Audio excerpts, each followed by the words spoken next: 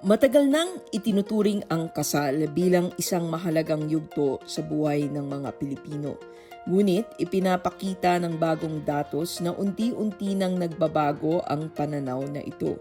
Ayon sa inilabas na datos ng pamahalaan, bumaba ng 7.8% ang bilang ng mga nairehistrong kasal sa Pilipinas noong 2023. Mula 449,428 noong 2022, bumaba ito noong 2023 sa 414,213 na lamang.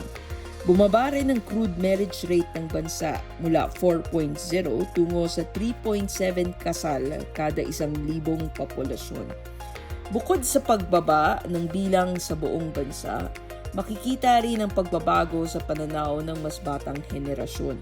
Sa isang survey na nakatuon sa mga Gen Z na Pilipino, lumabas na 40% lamang ng mga respondent ang nagsabing nais nilang magpakasal balang araw.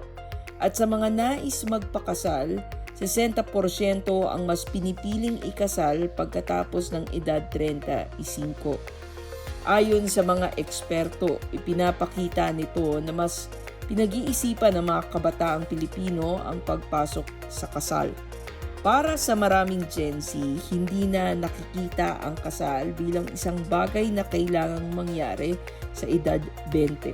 Sa halip, tinitingnan nila ito bilang isang pangmatagalang commitment na nangangailangan ng maturity, stability, tiwala at compatibility. Lumabas din sa survey na 55% ng mga Gen Z respondent ang hindi nakakaramdam ng pressure na magpakasal. Nang tanungin kung bakit nila isinasaalang-alang ang pag-aasawa, karamihan sa mga respondent ay nagbibigay ng mga dahilang may kinalaman sa emosyon at relasyon. Pinakauna rito ang pagnanais na makasama sa buhay ang taong lubos nilang minamahal at pinagkakatiwalaan.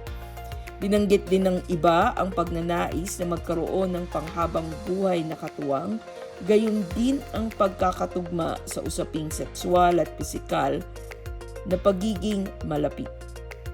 Mas kaunti naman ang nagsasabing nais nilang magpakasal upang magpalaki ng anak, bumuo ng tahanan, tugunan ang inaasahan ng pamilya o lipunan, o sundin ang paniniwalang panrelihiyon.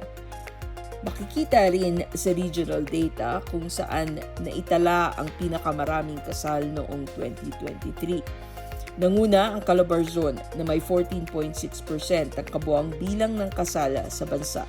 Sinundan ito ng National Capital Region na may 12.5% at Central Luzon na may 11.5%. Samantala, pinakamababa naman ang naitala sa Bangsamoro Autonomous Region in Muslim Mindanao o BARM na may 0.5% ng kabuoang bilang ng nairehistrong kasal. Nananatili ring pinakapopular na buwan para sa kasalang Pebrero kasabay ng pagdiriwang ng Valentine's Day at simbolismo ng pagmamahalan. Bagamat nananatiling mahalaga ang kasal para sa maraming Pilipino, hindi na ito otomatikong nakikita ng ilang kabataan bilang default na landas sa buhay. Para sa Gen Z, hindi lang tanong kung magpapakasal ba sila, kundi kailan, bakit, at kanino.